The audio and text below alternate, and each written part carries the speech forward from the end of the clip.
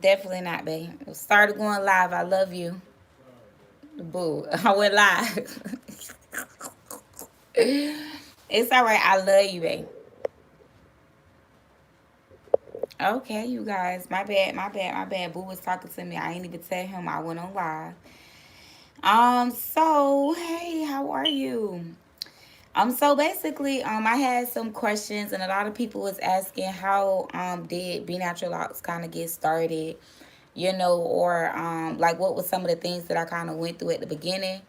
A lot of people see Be Natural Locks, which is a wonderful. I had my consultation yesterday. Good job. I hope you enjoyed it, and definitely make sure that you look at some of the videos, like the consultation video, and making sure somebody commented and said they went to their consultation. So I definitely was just letting them know to check out the consultation video, and also too as well. Um, Oh, okay. Getting stung on the 17th of June. Congratulations. Okay. Great job. Great job. They're gonna definitely take care of you.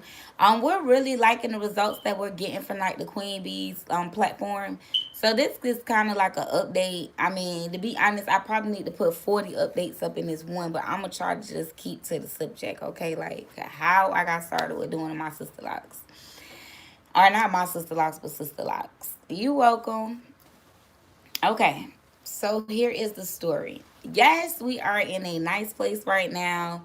A lot of people on our platform, a lot of wonderful queen bees, and they definitely do their thing. I'm loving it. The clients are loving it, the people loving it. So really, that's all what I'm saying that we really care about. And that's the feedback from the clients. So a lot of consultants or trainees come in and they kind of look at the business and wonder how did we get started? That's the question that I get a lot. How do we get started? Did we always like jump into a place? Like a lot of things may be assumed, but what I wanted to do was break the ice, okay, you guys, and kind of just let everybody know what was the process for me and kind of like the things that I actually went through in order for this to be a successful business for me. For one, thank you, Dr. C. Dr. C is the creator of Sister Locks. You guys, she did a phenomenal job with this platform. So I do have to give all kudos to Dr. C and Home Office because it does take a team. And she has some phenomenal, powerful people behind her that are doing great jobs. Okay, great jobs. All right. So basically when I first I never knew about Sister Locks. This was about 6 years ago. It was something new to me. I never really seen that many people, or I'm not gonna say I didn't really haven't seen that many people with it at that time. I think the thing is when you get Sister Locks, you start to notice people with Sister Locks. Like when you are researching this and you're looking for this lifestyle change, when you out and about, you start to notice things a little bit more. Like, oh, she got sister locks. Oh, those are nice. She got sister locks. Those are nice. Oh, okay. Oh, I think she do got sister locks. So you just get real interested about it or curious about it. So everything that's about sister locks, it kind of like pick up your attention just like that. So that's kind of like how it was with me at the time. I didn't know about sister locks. I didn't even notice people with sister locks. But my grandmother came to me because I was selling like natural products. And the business was Tamika's Be Natural. Shocker. Yeah, so I started with a skincare line, and I basically ordered like Dead Sea salt from Israel, Dead Sea mud, Himalayan salt, just like all natural ingredients. And then I added, essential oils and stuff of that nature to the product. I did like dry milk baths with the Himalayan salt. It was really great, but I ain't make no money like that. So I'm just gonna keep it honest. It was something that I put out a lot of money on and didn't get like a big return. So one thing that I did pay attention to with coming into this business, I telling myself, I said that I didn't want to spend a lot of money. I wanted to do things like myself, because beforehand I had other people like make things for me, like the website, the logo. And even though I still got those services I got it at up like much, like pennies on a dollar, compared to what I paid at that time to get those things going. It really pennies on a dollar. Like really. But anywho, so I decided to do the research and say I was gonna get everything done at a cost effective price and pretty much facilitated, being done.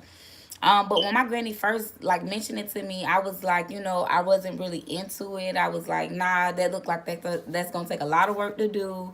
I don't think I got like the patience for it. It just seemed like very intimidating. That's a great word, very intimidating. So I waited a while or whatever. I would say probably almost like a year later. I like was like, okay, well, you know what? I'm still not making no money with this skincare line. Maybe I might want to give it a try, but let me start dibbling with like hair first, and then I could kind of say whether I wanted to do it because I wasn't really like a hair person. I got all boys. Like before this, I got braids and stuff. Like I wasn't even natural at that time. Like I just was like coming into my transition. Like I did like a whole cut of my hair. You know what I'm saying? And I can even remember my husband like seeing me when I first cut my hair. Like I was like hiding, like you know what I'm saying? Because I didn't want to be seen. I was like it was totally different for me. So I wasn't really ready. But my boo was like you good, like you know what I'm saying? So that kind of gave me that confidence. But I'm gonna be honest, it still was a transition because you still got to get like that self-love going on, to where you comfortable in what you got on. Because in that general time of my life, transitioning to like, skincare, natural care products, I still was like one of them weave type of people. So it was kind of like when you go out, if you don't have those things did, like your eyelashes and you know what I'm saying, your hair did, or synthetic hair on, you really didn't feel like, you know what I'm saying, you was beautiful. I know for me, that's how I felt. Like I had got addicted to those things. Like, you needed those things in order to reflect your true beauty. That's what I thought in my head at that time. But anywho, getting into the natural thing, I cut off all my hair. I wound up, accepting it. I say about 3 months later was like that first, oh girl, you looking good, girl. Okay. But it took me a while because it is some stuff that you gotta get acclimated to. And that's why I love Sisterlocks, because you still can be natural and you don't have to alter your natural hair, you know what I mean, nor do you have to put chemicals on your scalp, and you can still, be versatile and do you can still be versatile and do things with your hair and not really be confined to anything. Because that natural look, I love it, don't get me wrong, but it was a lot of work trying to maintain them curls. Okay, I'm keeping it real. If I had curls, but you couldn't tell me nothing. Okay, I thought my curls was popping. But anywho, to each their own. But anyway, so after, going to that natural thing, I'm starting looking into it because I cut off all my hair. So I'm like, okay, like maybe this ain't going to be something bad. Like, let me dive and do a little bit of research. So I started to understand exactly like what Sister Locks was. So I got a little bit more interested. So I was like, okay, well, I'll start doing, traditional locks, twist out, just things of that nature to kind of get my feet wet in the industry. Because remind you, I had no experience. Like, your girl was bare. But it was all right. Long story short, child, I had done planned my flight to Atlanta and my hotel because, like, once I confirmed it with my granny, like, I'm gonna keep it 100. Like, I had never like flown in a plane before. Like, I was kind of like one of those type of people in a box. Like, if you was to ask me years ago, like, would I travel? God bless the dead, but an aunt's husband was asking me that, and I'm like, I would if I had to go there, I just wouldn't go if I got to get on a plane. Like, I was really close minded, as far as traveling and doing things of that nature. Like, that was like, oh no, I ain't good at none of that. I'm not going. I ain't get on no plane. It was nothing. But after doing like the searching for the class, the closest that the class came was Atlanta. So like with Sister Locks, they have different training classes, all over the world. Basically, it seems like we're expanding to that level. So I'm like, okay, the closest class is Atlanta. I gotta go to get this money. It's a 4-day training class. I have 3 children, 3 boys, and at the age they were at the time they was much younger. So you trying to plan things. You're gonna be gone for an extended period of time. So it was a little bit intimidating for me. But at the same time, I had my husband. He was my boo then, but my husband now. You know what I'm saying? Y'all, he came through for me because I ain't even gonna lie. Like, listen, when you trying to do things in your life and like make moves, you may not always have the people that you need or you think that should be there in your life to do things for you. Like daycare fell through, you know what I'm saying? So, but God put the right people in your life for a reason because Boo held it down. Like my dad, he wound up, having some issues going on, so he wasn't able to watch the kids. Remind you, I don't book the hotel flight, so it's like it's time to go, like day of. But Boo was like he gonna hold down the whole house, all three kids. And you know what? He did his thing. I'm going to give it to you. So you do need people in your corner, the right people. Long story short, y'all, I went to this class. I was freaked out, you know what I'm saying, for the flight. I mean, I was so scared. It was like this white person sitting next to, God forgive me, but Caucasian sitting next to me, okay? Wonderful guy. But I was so scared. I was like everybody was talking, like doing the instructions. And I guess after you don't roll so many times in the plane, it's like people don't listen to the doggone instructions. But remind you, it was my first time. So I needed to know like where everything was at. So I kind of was getting a little attitude a little bit like, if you don't be quiet, because I got to hear like what is the stuff at. And he was like, he pointed out my F thing because I couldn't find it, right? He pointed it out. I was like, you know what, thank you. He was like, you know what, this must be your first time flying. I understand. So you know what, people was nice. They was understanding, of the situation. But I got there, y'all, in one piece. And I remind you, it is not even that long of a ride for me to be panicking the way I was. Because I'm in Florida, and remind you, we going to Georgia. Like, that's like the next state over. Like, but I still was having like panic attacks, heart attacks, and everything else in between. But I made it. Got to the hotel, and I remind you, I ain't never really like stayed in no hotel. Like I was like geeky as I was like, listen, I'm cool with being in my house. I was a homebody, okay. But remind you, we out here, or I'm out here, by myself. I'm in this hotel, and stuff just like different. And I'm gonna tell you the truth, y'all. Listen, when you really want something, you're gonna go for it. Like when I went to this class, remind you, like it was already enough paying for the class itself. You know what I'm saying? That's like $14.95.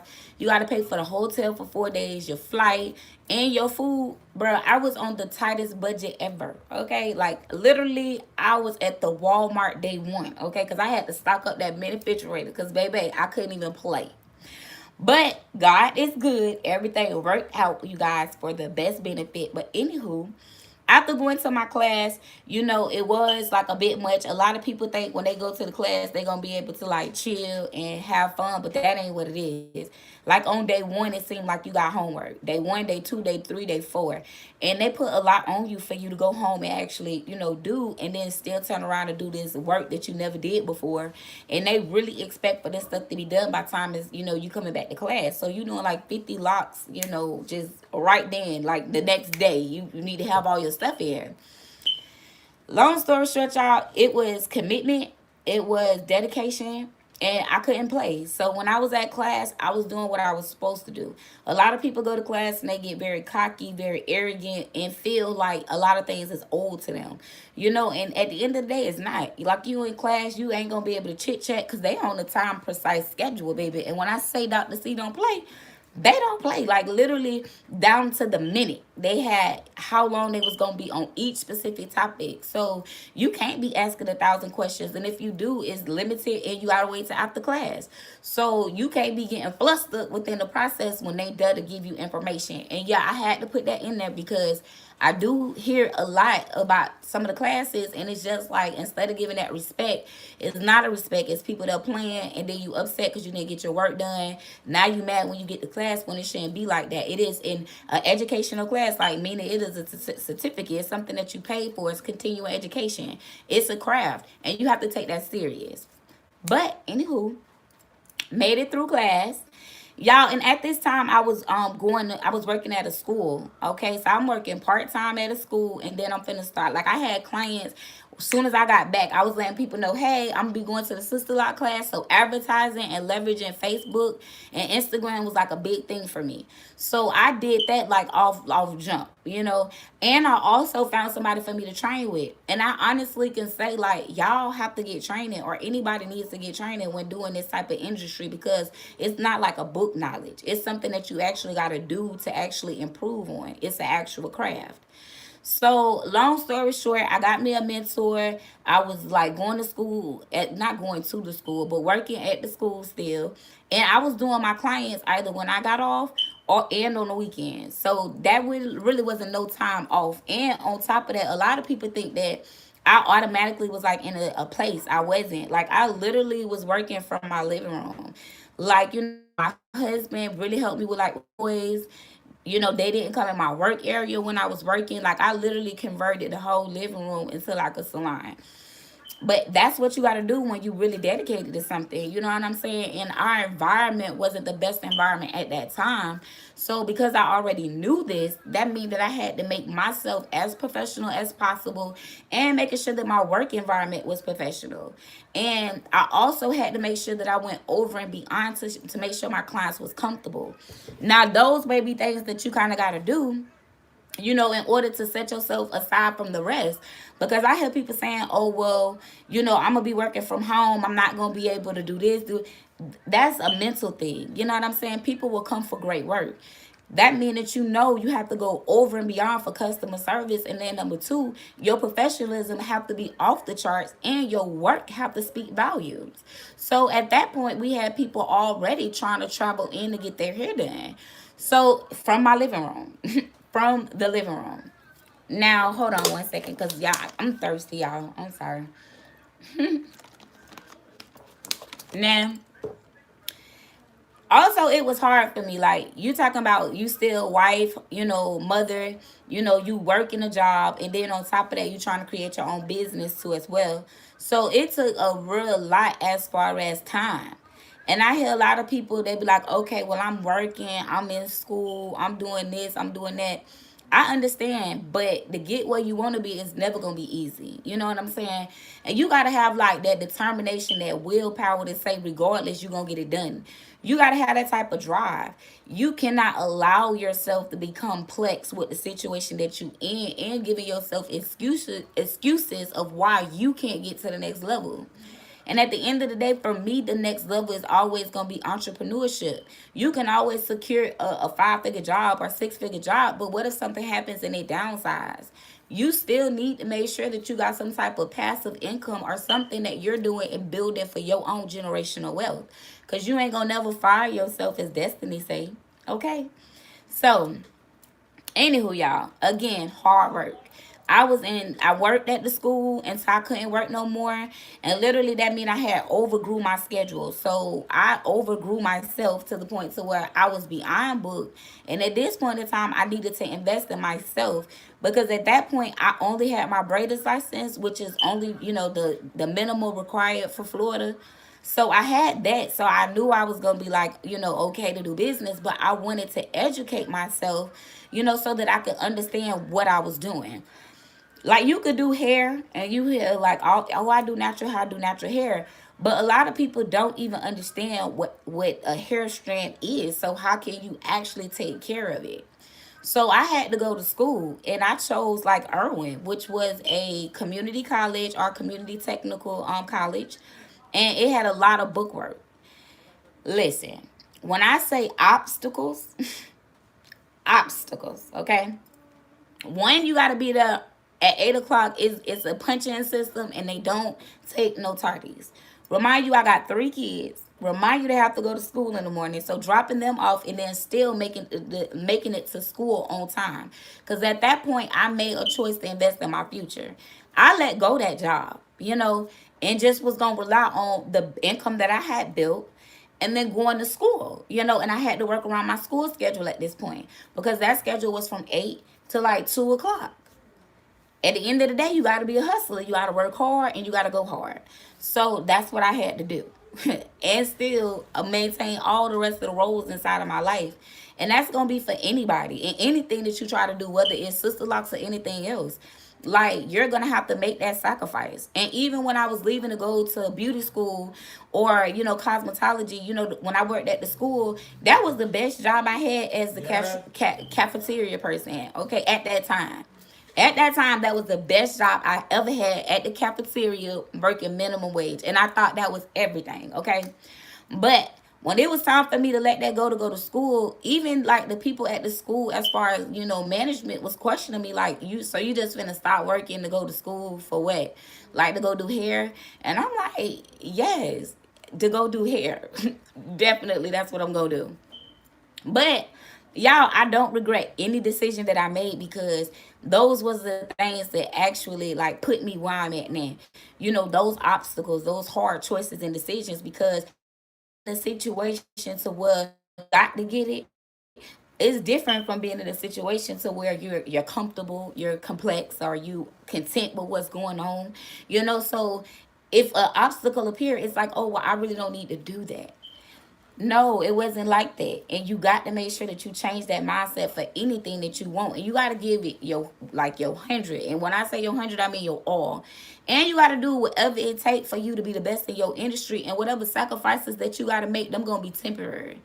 Okay, because I had to pray, because I didn't even know how I was going to make it through. You're talking about working every single day when you get out of school, late night at times, no weekends off. So that means I went to school and I went to my job on my business, and I did that 7 days a week, except for school. That was, off on the weekends, but I was at the shop. So it was me always going like you just on overdrive, okay? You don't even know how your next, sleep meal gonna come in. Felt like you're living in a car. And then remind you still having kids and a whole husband. That got real crazy. But it was really worth that sacrifice, because I wouldn't be where I'm at today. So yeah, it was tiring for me mentally. It was tiring for me, my body, but at the same time, I stayed dedicated to that grind. And honestly, during that time, that's when I went and said, okay, now it's the time for me not to be working at home anymore, because, I had built up my clientele. So what I tell anybody and anything that you're trying to do is grow yourself out your job. If we all need income, we all need some type of, payment to pay these bills. But at the same time, though, you can put yourself in an uncomfortable position by overly working for something that you really want to do. And when I say that, I mean literally taking myself from one income, and I literally outgrew that. So meaning I'm good with my second income, that it may be minimum, but it may take, it's gonna carry me through. We will be okay. And then at the same time, educating myself to be the best in my field. So with that being said, doing my cosmetology course, and that was 14 months. One no walk in the park. So when people ask me, has it been easy? No, it hasn't been easy. People, oh, well, you just, no, no. My first building, I was in a one-person room, meaning it was just me and my client. I'll say a little bit later, and I'm still in school and working this now at the same time. Couple months later, I literally moved to a two-person suite, because I had somebody that went to the class and they wanted to get underneath the mentor. They loved the work that I was doing. So guess what? I moved forward. I got a two-person suite. And I ain't got to tell you what happened since then. Went to a three-person suite. Again, guess what? The whole building was shut down within 24 hours. Building up yourself, not only your clientele, graduating from school, now you have additional people inside of your facility or business, so you're gaining residual income or passive income, and then all of a sudden, for your whole entire building to be just shut down in a 24-hour notice, literally, that was devastating to me. Some people probably would have tucked their head tail and been like, oh my gosh, like what I'm gonna do, whoa was me. No, stuff gonna happen in anything that you do, and you gotta push forward. Like my granny always tell me, you gotta go over, around, under, however you gotta do to get past that obstacle. And that's how it was for me. So nothing in these steps have like literally been easy. When that business building shut down, the entire building, you had at least 30 businesses that were outside getting notices from the fire department. It was like, no one can work in here, because nothing had been remedied from their fire inspection. When I tell you, they did not play. But guess what? I wound up getting a blessing. I wound up calling around, looking around. I'm talking about everywhere. Like, just literally, I knew I had clients the next day and needed to find somewhere to be. Hard work paid off, because I wound up coming across a business owner, and it was a building, had multiple buildings, but it was a little bit more pricey than what I was comfortable with. That's another thing, working within your budget. I didn't just jump and go get me a place. No, I waited until my clientele would be able to pay for that place 2 times over, even 3 times over, before I took that real big leap. Because at the end of the day, it got to be something that you're committed to, and you got to have the funds for it. You don't really want to take out your kid's mouth, so you don't want to work backwards. So that's why I say wherever you're at, you're able to start. You just need to get the and start. And whatever it is that you need to manipulate in order for it to work for you, that's what you got to do in order for the situation to work. If it's in your living room, it's in your living room. If you're able to build something in the back, build something in the back. But you have to be at your status and your level first and outgrow it and then go to the next level so that you're comfortable. You're not in there trying to figure out how you're going to pay and maintain, because you already know your consistent basis here. So you know for sure you'll be able to meet something like this. Okay? So that's just some little tad bits for you. I wound up being able to facilitate my own work environment in a whole different room, while another room, or my actual building, was our room in the building, was being worked on. Because it had to be modifications done, like putting in a plumbing, for, shampoo bowl and all that good stuff. And matter of fact, that was on Florida Avenue. Y'all, we did our thing there too, though. I literally thought, hey, from California, I literally thought that I was like, I was scared. You know what I'm saying? I thought I wasn't gonna be able to make it, because the rent was a little bit more, more than what I was comfortable with. But what wound up happening was, baby, I got there and I shot through the roof. I wound up being in, having 2 rooms. I went to buy 3 rooms. Y'all talking about they was knocking out walls for me, okay? And I really did appreciate that. And then we wound up moving again to a storefront. I feel like every business is going to go through its ups and downs. And I know, like, from experience, that, when doing something different, it may be very difficult, and it may be very uncomfortable.